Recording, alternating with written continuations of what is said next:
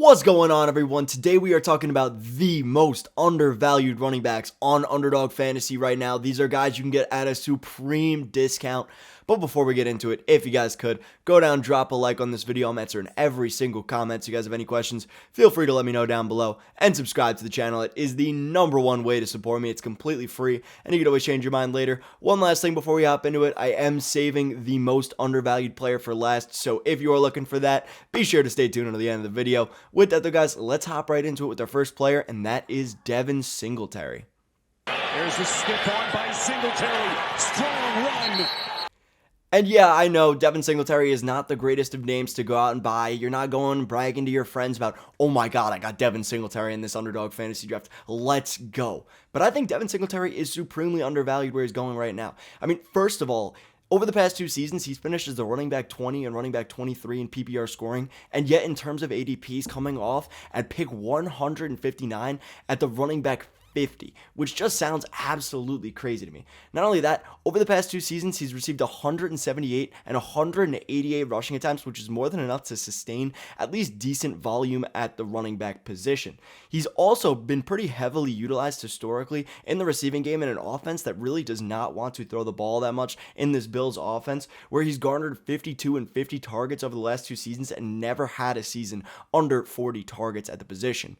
Now, yes, there are some question marks. He is going to this Texans team, which does rank pretty poorly. I mean, according to Vegas win totals, they are set currently at 5.5 wins, which is really not great. I mean, they're tied with the Cardinals for dead last at the time I'm making this video. But even still, Devin Singletary was really the only serious move they made at the running back position during this offseason. And we got to remember, this is a new coaching staff. This is not the same coaching staff that brought in Dameon Pierce and used him as a workhorse back last season. They could easily like Devin Singletary more than Dameon Pierce, and I don't think anyone would bat an eye at that. Dameon Pierce, a 4th round pick, not somebody that teams were clamoring for in the draft. Well, yes, it could easily be Dameon Pierce at this price point of the running back 50, ADP 159. I am hammering in Devin Singletary where he is right now, considering he does have the receiving capabilities, considering he has been utilized as a 200 plus touch back each and every single season of his career, and especially over the last 2 seasons. Not only that, CJ Stroud, although he can run the ball, and we saw that in Ohio State versus Georgia, he historically has not run the ball. He prefers more being a prototypical pocket passer, and if that's the case, I am fine going out and drafting Devin Singletary on the promise that he may actually see an uptick in total receptions. Again, this offense is going to be pretty bad, but at the running back 50 price point, if he is able to take over the lead dog role, and that's why he's my first undervalued running back on this list. Either way, let's move on to my second undervalued running back, and that is Alvin Kamara. Back to the ground game. Kamara shot out of the cannon, and he's in. Touchdown. And yes, I know, Alvin Kamara has a ton of question marks. If you can think of a question mark for any player, Alvin Kamara probably has it. I mean, you have a pending legal case going on right now where he might be forced to miss 6 games. He might be forced to miss 4 games. He might be forced to miss the entire season. I mean, at this point, we really just don't know. He might miss no games. I mean, although that's probably unlikely, it is possible at this current point because the NFL has not given us any jurisdiction at this current moment. And so I think Alvin Kamara is one of those guys where if he only misses 4 games, that is absolutely fine when you are getting one of the most efficient running backs in all of football. Now, yes, we have seen a downtick in efficiency for Alvin Kamara over the past 2 seasons, and I think a lot of that is attributable to the fact that he has really had to step in and become the workhorse back for this offense. They really did not have any backups at the position, and I think that forced Alvin Kamara to rush the ball 200, 225, even 240 times in a season, when his main weapon historically has been the fact that he's a very efficient running back, somebody who's going to be catching the ball a ton, somebody who could have 100 plus targets on any given season. So this team had to go out, they had to limit his targets and get him more involved in the rushing game, which made his efficiency take a hit in terms of running the football. And I think now that you have Jamal Williams coming into this offense, you have Kendre Miller being drafted into this offense, I think a lot of the weight is going to be taken off of Alvin Kamara, and I think we should see a return to form in the amount of receiving work he is getting. Well, we will see probably a downtick in terms of the amount of rushing he's getting. If he's getting more receiving work and all of the goal line work, I'm absolutely fine with that because Alvin Kamara is too talented of a running back to be going at pick 100 right now over on Underdog Fantasy. I mean, that is absolutely crazy to me. And yes, again, there are a ton of question marks, But if Alvin Kamara is able to miss 4 games and come back and come into that receiving role that he's had historically, I am absolutely fine taking Alvin Kamara. I think he's a steal where he's going right now, and that's why I'm drafting a ton of Alvin Kamara. But either way, let's move on to my next running back, and this is my most drafted running back over on Underdog Fantasy. It is James Conner. In Bears history, what a catch by Conner! And James Conner is in! What a play! And I absolutely love James Conner this season. For anyone that's been watching the channel for a while, you are probably sick and tired of hearing me talk about James Conner. But I'm going to talk about him anyway. James Conner is a phenomenal red zone back. Somebody who, yes, is stepping into a terrible offense. Vegas win totals has them tied with the Texans for the worst win total in the entire NFL. But I do not care in the slightest. James Conner has this backfield on lock. The next backup is Keontae Ingram. They really have nobody in this offense.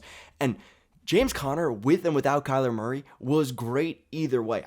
James Conner without Kyler Murray was arguably just as good as James Conner with Kyler Murray, but they did it in different ways. James Conner without Kyler Murray was a receiving back machine, averaging 33 yards on the Cardinals without Kyler Murray and another 66 rushing yards. That is almost 100 total yards from scrimmage a game, which would put him on pace for 1,600 total yards.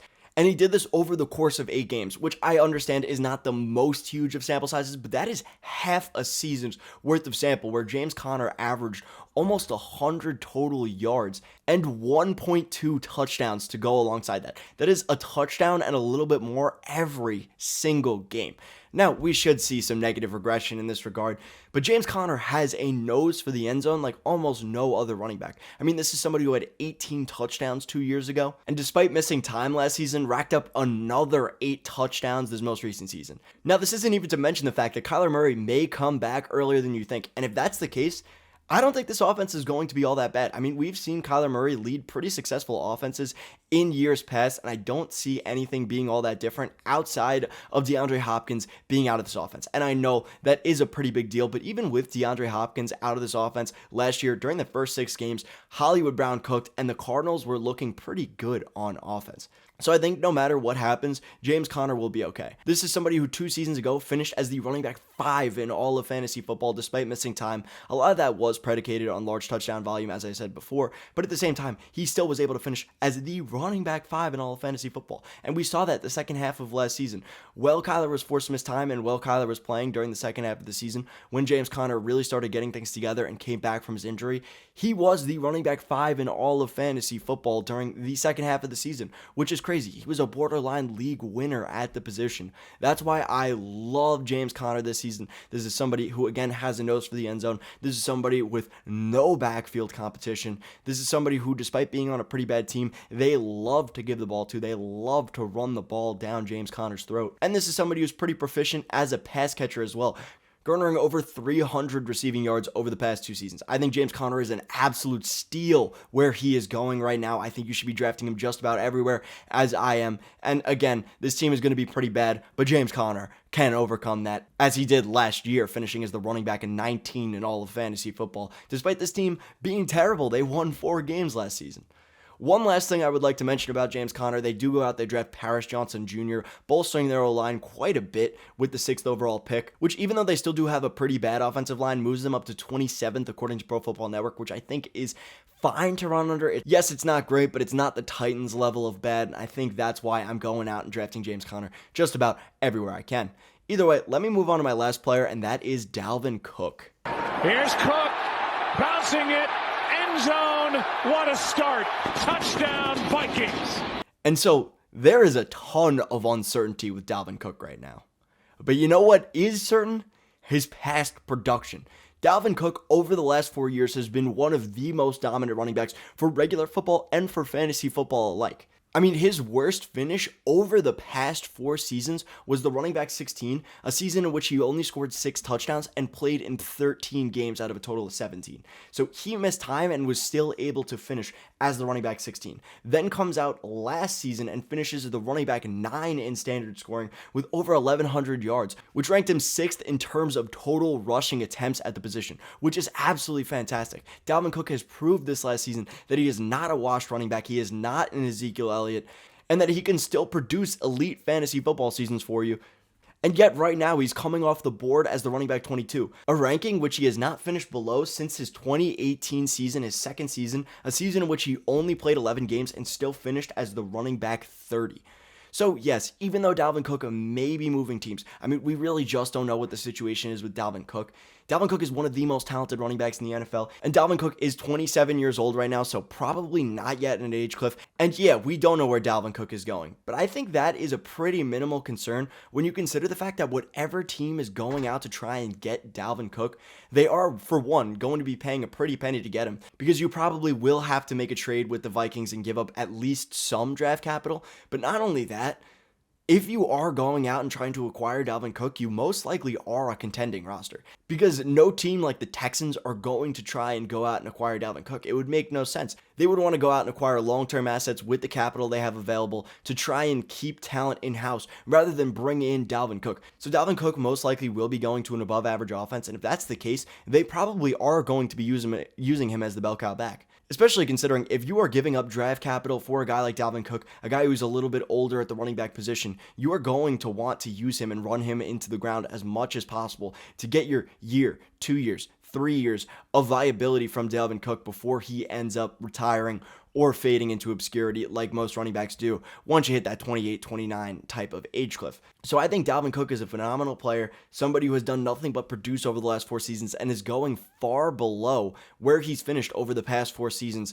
And yes, even though he will be traded, I think most likely he will be traded to a good team. Most likely he will be traded to a team that is going to use him heavily as a running back, and I think that is absolutely phenomenal for him. And also, there is a chance the Vikings and him figure things out. I think it's unlikely. I would put it at around a 20-15% chance, but at the same time, it still is possible. And we've seen what he was able to do with the Vikings.